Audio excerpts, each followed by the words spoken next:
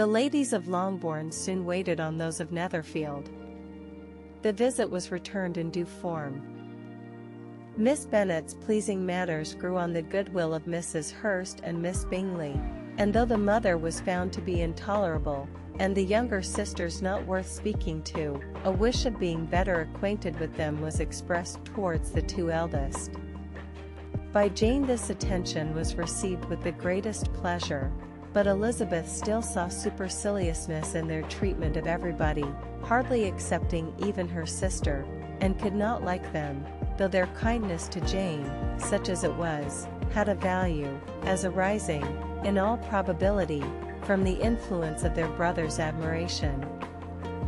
It was generally evident, whenever they met, that he did admire her, and to her it was equally evident that Jane was yielding to the preference which she had begun to entertain for him from the first, and was in a way to be very much in love, but she considered with pleasure that it was not likely to be discovered by the world in general, since Jane united with great strength of feeling, a composure of temper and an uniform cheerfulness of manner, which would guard her from the suspicions of the impertinent. She mentioned this to her friend, Miss Lucas. "It may, perhaps, be pleasant," replied Charlotte, "to be able to impose on the public in such a case, but it is sometimes a disadvantage to be so very guarded. If a woman conceals her affection with the same skill from the object of it, she may lose the opportunity of fixing him, and it will then be but poor consolation to believe the world equally in the dark. There is so much of gratitude or vanity in almost every attachment, that it is not safe to leave any to itself. We can all begin freely. A slight preference is natural enough, but there are very few of us who have heart enough to be really in love without encouragement. In 9 cases out of 10, a woman had better show more affection than she feels.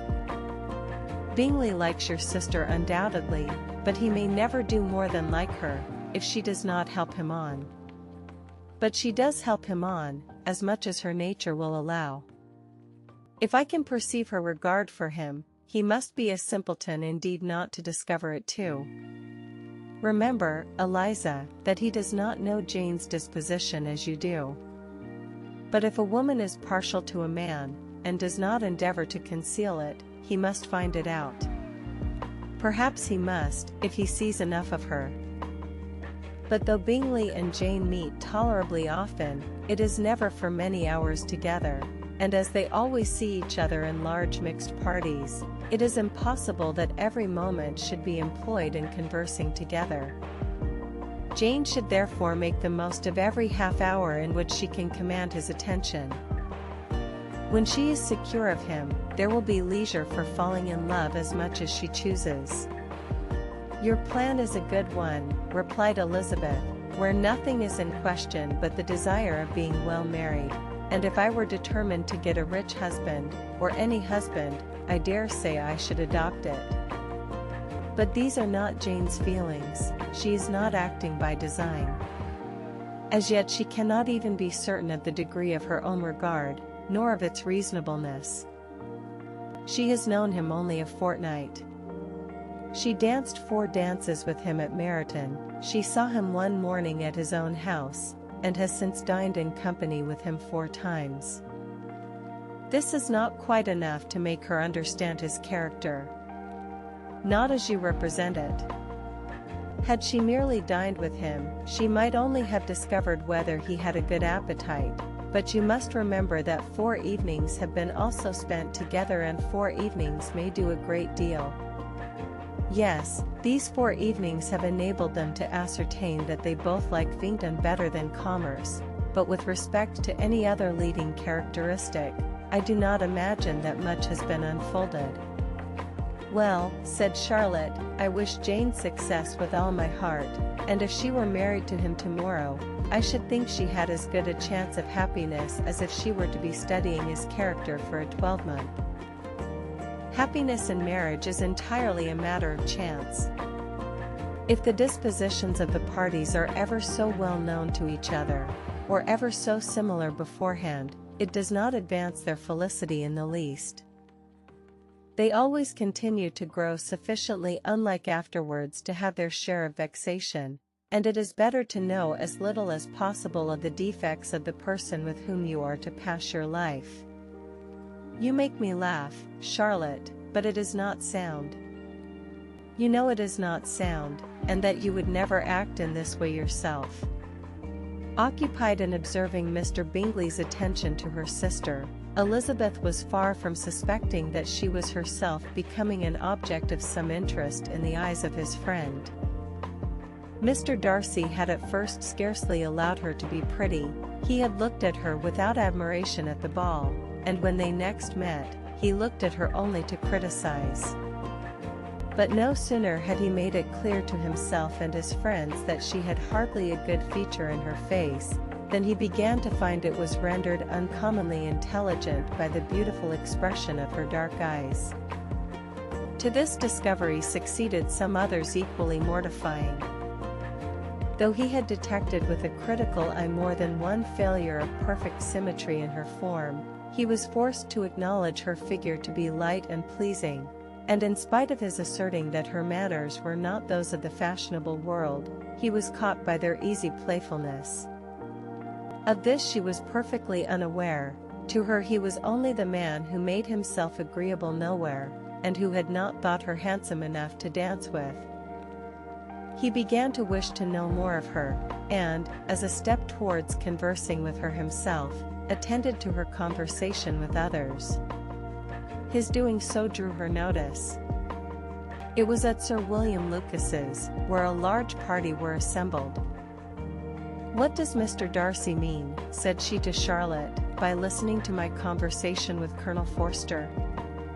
That is a question which Mr. Darcy only can answer. But if he does it any more, I shall certainly let him know that I see what he is about. He has a very satirical eye, and if I do not begin by being impertinent myself, I shall soon grow afraid of him." On his approaching them soon afterwards, though without seeming to have any intention of speaking, Miss Lucas defied her friend to mention such a subject to him, which immediately provoking Elizabeth to do it, she turned to him and said, "Did not you think, Mr. Darcy, that I expressed myself uncommonly well just now, when I was teasing Colonel Forster to give us a ball at Meryton?" "With great energy, but it is a subject which always makes a lady energetic." "You are severe on us." "It will be her turn soon to be teased," said Miss Lucas. "I am going to open the instrument, Eliza, and you know what follows. You are a very strange creature by way of a friend, always wanting me to play and sing before anybody and everybody. If my vanity had taken a musical turn, you would have been invaluable, but as it is, I would really rather not sit down before those who must be in the habit of hearing the very best performers." On Miss Lucas's persevering, however, she added, "Very well, if it must be so, it must." And gravely glancing at Mr. Darcy, "There is a very fine old saying, which everybody here is of course familiar with, keep your breath to cool your porridge, and I shall keep mine to swell my song." Her performance was pleasing, though by no means capital. After a song or two, and before she could reply to the entreaties of several that she would sing again, she was eagerly succeeded at the instrument by her sister Mary, who having, in consequence of being the only plain one in the family, worked hard for knowledge and accomplishments, was always impatient for display. Mary had neither genius nor taste, and though vanity had given her application, it had given her likewise a pedantic air and conceited manner, which would have injured a higher degree of excellence than she had reached. Elizabeth, easy and unaffected, had been listened to with much more pleasure, though not playing half so well, and Mary, at the end of a long concerto, was glad to purchase praise and gratitude by Scotch and Irish airs, at the request of her younger sisters, who with some of the Lucases, and 2 or 3 officers, joined eagerly in dancing at one end of the room. Mr. Darcy stood near them in silent indignation at such a mode of passing the evening, to the exclusion of all conversation, and was too much engrossed by his own thoughts to perceive that Sir William Lucas was his neighbour, till Sir William thus began: "What a charming amusement for young people this is, Mr. Darcy. There is nothing like dancing, after all. I consider it as one of the first refinements of polished societies." "Certainly, sir, and it has the advantage also of being in vogue amongst the less polished societies of the world. Every savage can dance." Sir William only smiled. "Your friend performs delightfully," he continued, after a pause, on seeing Bingley join the group, "and I doubt not that you are an adept in the science yourself, Mr. Darcy. You saw me dance at Meryton, I believe, sir?" "Yes, indeed, and received no inconsiderable pleasure from the sight." "Do you often dance at St. James's?" "Never, sir." "Do you not think it would be a proper compliment to the place?" "It is a compliment which I never pay to any place if I can avoid it." "You have a house in town, I conclude?" Mr. Darcy bowed. "I had once some thoughts of fixing in town myself, for I am fond of superior society, but I did not feel quite certain that the air of London would agree with Lady Lucas." He paused in hopes of an answer, but his companion was not disposed to make any, and Elizabeth at that instant moving towards them, he was struck with the notion of doing a very gallant thing, and called out to her, "My dear Miss Eliza, why are not you dancing?" "Mr. Darcy, you must allow me to present this young lady to you as a very desirable partner. You cannot refuse to dance, I am sure, when so much beauty is before you."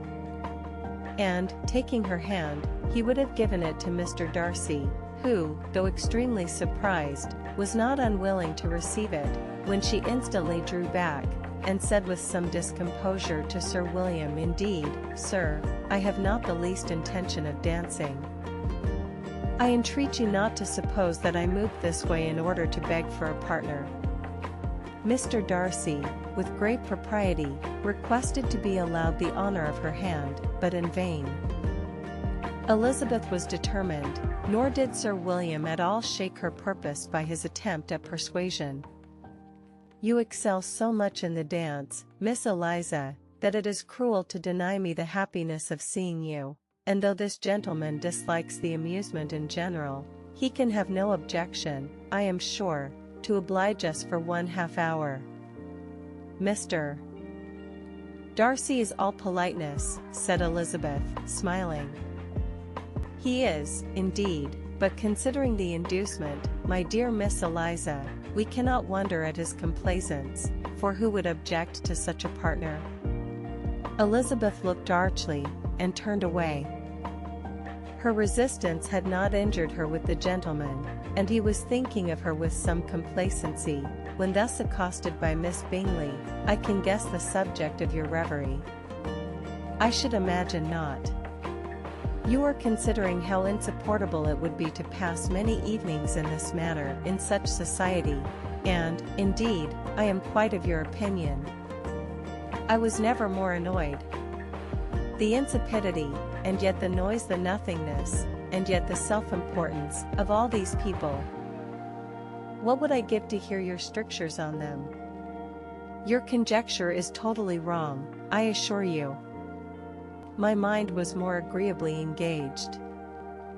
"I have been meditating on the very great pleasure which a pair of fine eyes in the face of a pretty woman can bestow." Miss Bingley immediately fixed her eyes on his face, and desired he would tell her what lady had the credit of inspiring such reflections. Mr. Darcy replied, with great intrepidity, "Miss Elizabeth Bennet." "Miss Elizabeth Bennet," repeated Miss Bingley. "I am all astonishment. How long has she been such a favourite? And pray when am I to wish you joy?" "That is exactly the question which I expected you to ask. A lady's imagination is very rapid, it jumps from admiration to love, from love to matrimony, in a moment. I knew you would be wishing me joy. Nay, if you are so serious about it, I shall consider the matter as absolutely settled. You will have a charming mother-in-law, indeed, and of course she will be always at Pemberley with you." He listened to her with perfect indifference, while she chose to entertain herself in this manner, and as his composure convinced her that all was safe, her wit flowed along.